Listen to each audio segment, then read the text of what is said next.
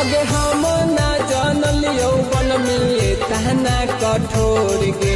सारा यार मनवा हमर देनी तू तोड़ गे हे पगली अगे कईनी ना अब सिखवाला फिक्रिया के जान अगे कईनी ना यार बिंदवाला फिक्रिया के जान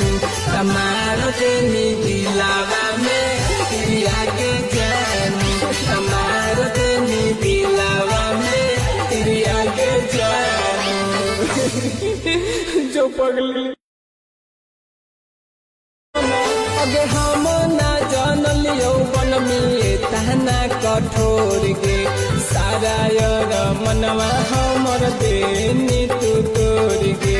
हे पगली अगे कईनी ना अब सिखवाला फिक्रिया के जान अगे कईनी ना यार बिंदवाला